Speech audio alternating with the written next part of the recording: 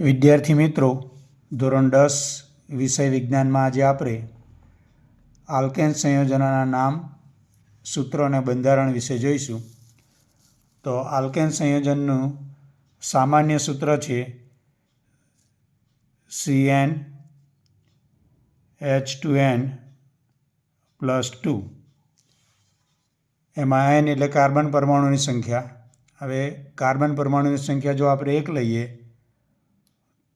તો C1 nની જગ્યાએ 1 મૂકીએ એટલે 1 × 2 કરીએ એટલે 2 + 2 એટલે 4 એટલે CH4 થશે.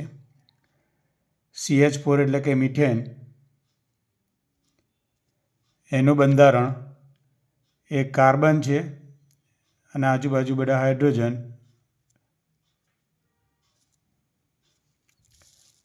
હવે જો nની કિંમત આપણે 2 લઈએ તો C2 nની જગ્યાએ 2 એટલે 2 × 2 કરીએ એટલે 4 + 2 એટલે 6 એટલે H6. એનું નામ છે ઇથેન. એનું બંધારણ જોઈએ તો એમાં 2 કાર્બન એટલે 2 કાર્બન સળંગ લખી દેવાના. પછી આજુબાજુ બધા હાઇડ્રોજન.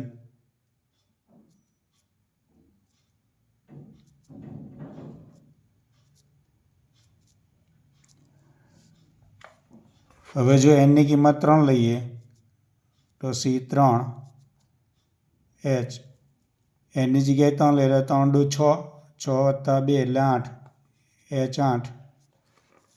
હવે એનું બંધારણ માટે 3 કાર્બન છે એટલે 3 કાર્બન સળંગ લખી દેવાના. પછી આજુબાજુ બધા હાઇડ્રોજન મૂકી દેવાના.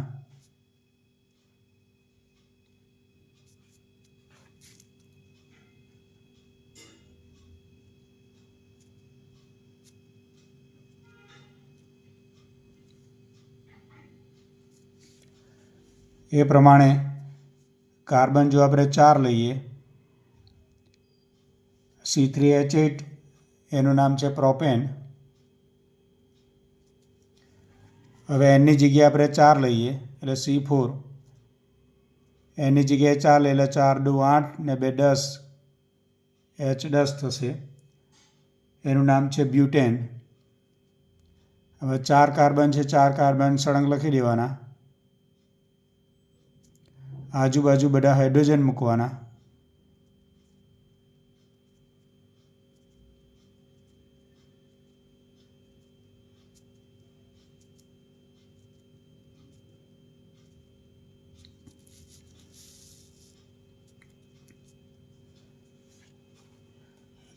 ચાલો હવે કાર્બન આપણે 5 લઈએ C5 એટલે કે nની જગ્યાએ 5.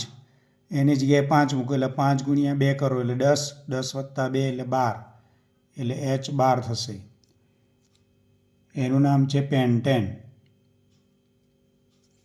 એમાં 5 કાર્બન સળંગ લખી દેવાના. આજુબાજુ બધા હાઇડ્રોજન.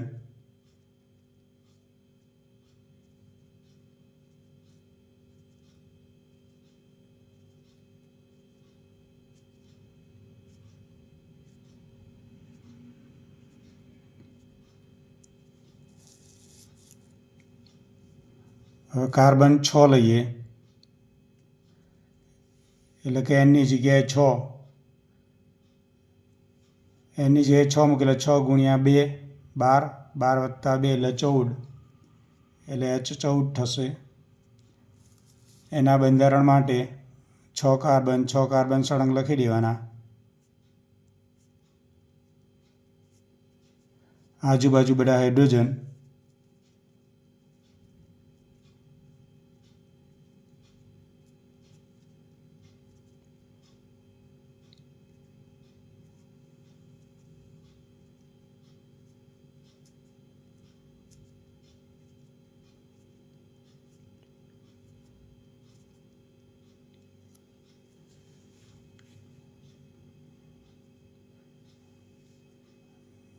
જે લોકોએ હજુ સુધી ચેનલને સબસ્ક્રાઈબ ના કરી હોય એ ચેનલને સબસ્ક્રાઈબ કરજો. વિડીયોને લાઈક અને શેર કરજો.